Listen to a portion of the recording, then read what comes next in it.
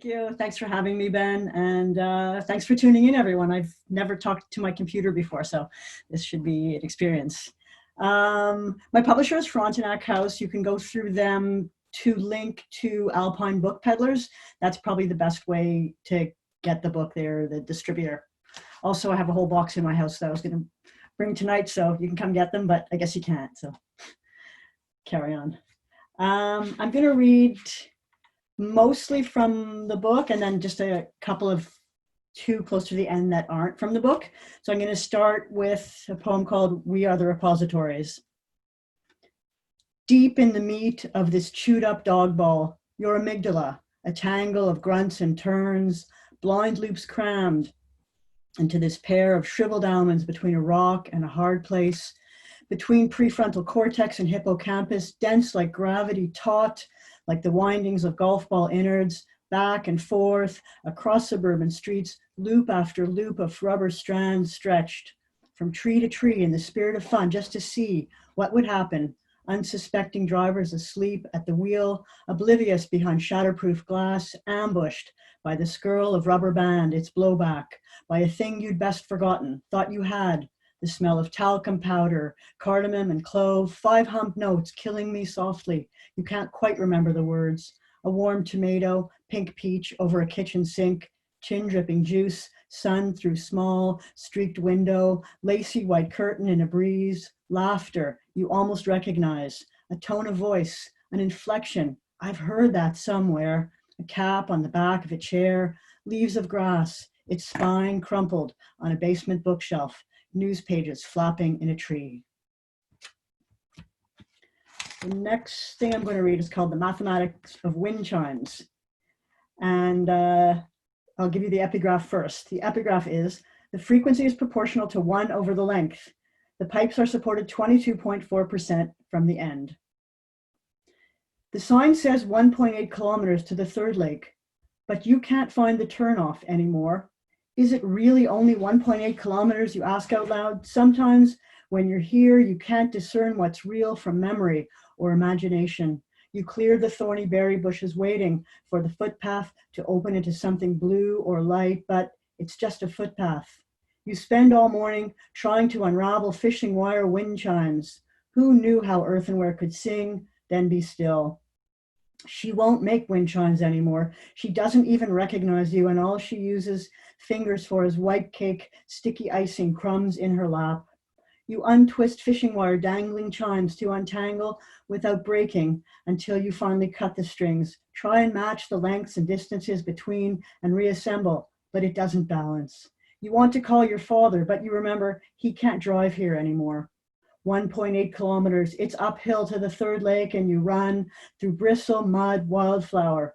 It's been a rainy summer. Your shoes won't dry. Your joints ache from the rusty cot, or maybe humidity, or just age. Still, you feel at home here. There are people you recognize, even if you don't remember names. 1.8 kilometers to the lake.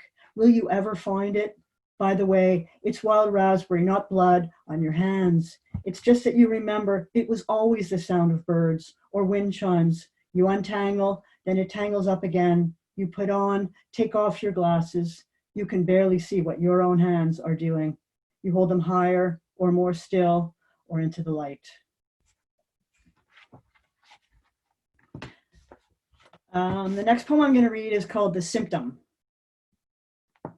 I can't get enough air, Doc, is what he says. It feels tight right here. So I order tests, have him come for follow-up in a week, an EKG, chest x-ray, pulmonary functions, and a CBC to rule out iron deficiency. Results on my desk. I have him back for review.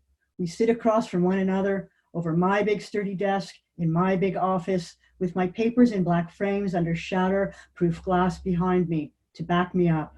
I tell him I'm not worried. Normal results. This is how it goes. I smile and say the tests are normal. I never say it's grief. We can't talk about grief or saying goodbye.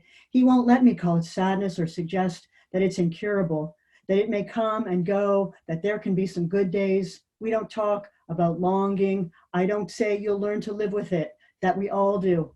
This is what grief feels like in your chest. I never say. Sit with it. I never say. I don't venture into metaphor. This is real. We go on to further investigations, a methacholine challenge test, and he comes back for further follow-up. I reach up for my textbook. People want a diagnosis. They want a cure. I find another test to order, something more invasive if he presses me. Contrast media, radio labeling, helical CT. There's an answer here somewhere. I'm a doctor. I know my stuff. One hand lightly on his shoulder, my stethoscope on his concave chest. Breathe, I say, an undertone. Take a big breath. Hold it. Now let it go. Breathe again.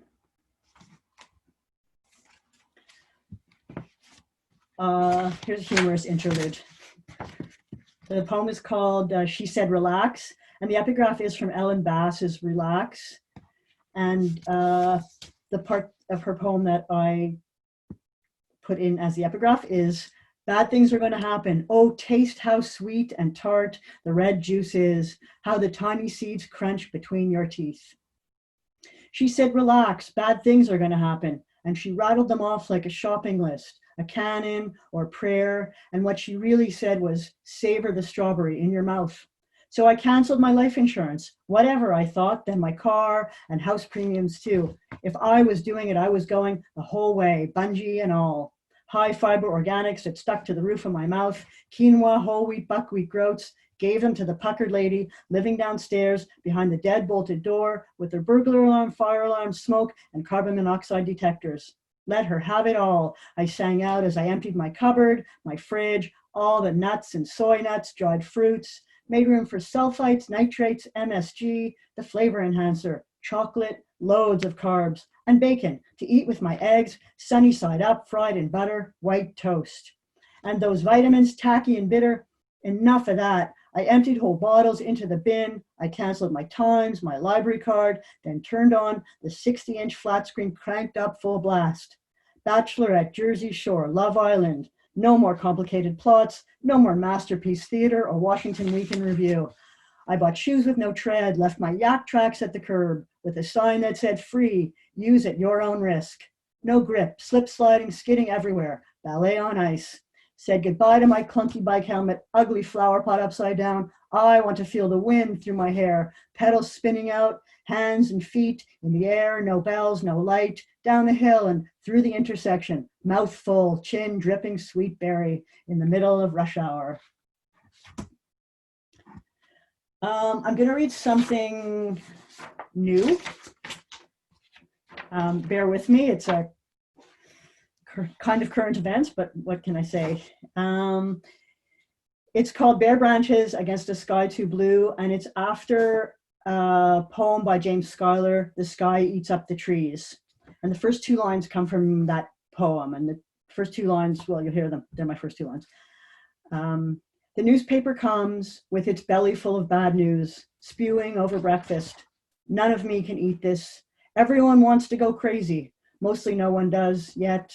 The great bald bird with its undulating neck appears from a distance to be almost headless. It's too early to tell. The pundits, the papers, our neighbors, and Public Health Ontario tell us. Some people say this is just the beginning. Some say this will be the end of us or life as we know it. Other people say, wash your hands, wash for 20 seconds, wash while singing happy birthday twice. This ruins it for me when it really is my birthday. There are no masks for sale. Even last month, you could buy them in bulk at hardware stores, unreduced hours, curbside service now. Toilet paper and hand sanitizer is the altar. No one is praying to the plaster likenesses or the brass utensils and pungent flesh of the burnt offering. Purell is our ablution. People need the paper like it is, a belly full of toast, strawberry jam, sliced cheese, a grapefruit halved and sectioned, dark roast Arabica, but all off somehow, weird smell, a twinge, mild irritation in the epigastrium or nausea and vomiting, loss of appetite, fever. It's not true, despite the meme. You can't fry up a roll of toilet paper for breakfast. A kettle refers to a group in flight, a committee is on ground or in trees. A wake is reserved for a gathering of feeding vultures. The wingspan of the turkey vulture is 6 feet, while that of the black vulture is just under 5 feet. 6 feet is required for social distancing, hence the natural bias toward the turkey vulture. Their bare heads prevent feathers from matting with blood and connective tissues when the birds reach inside carcasses. I forgot the hand sanitizer. I click on Amazon. It's $55. They have broad food habits, consuming carrion, garbage, and even excrement. So far, there's enough to eat. There are plenty of fruit and vegetables on the shelves, excluding onions and potatoes, though there are sweet potatoes. I take a picture in the produce section when I first get there.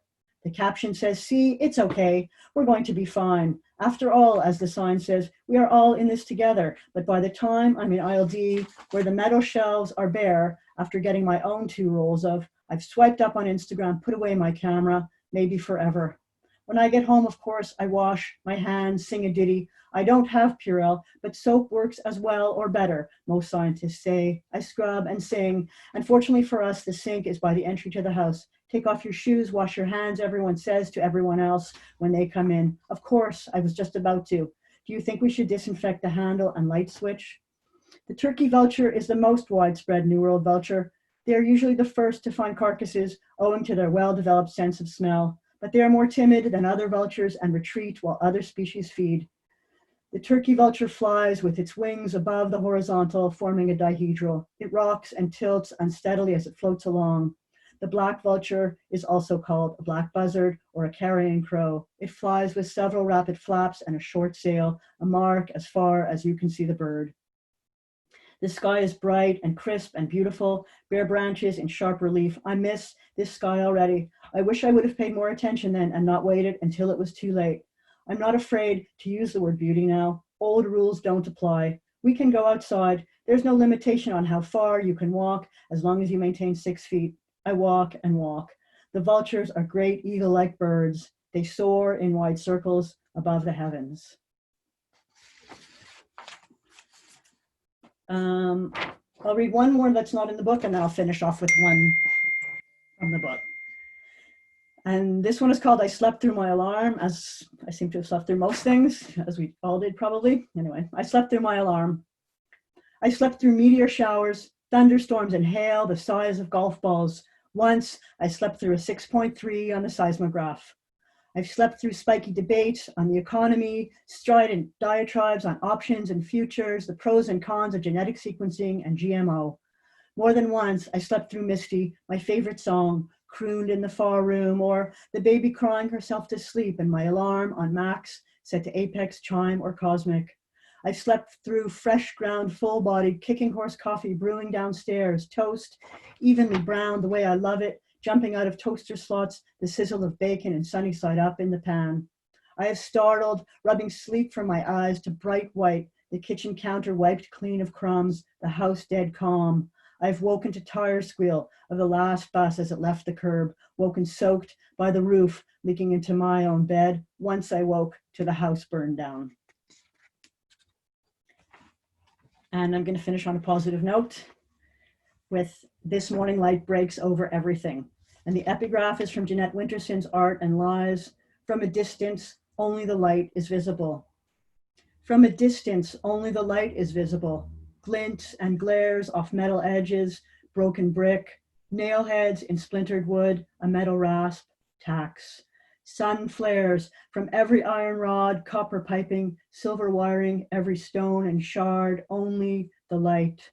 The rusted shovel with the broken handle, sun-bleached shingles on an empty barn, the smell of horse, wet hay.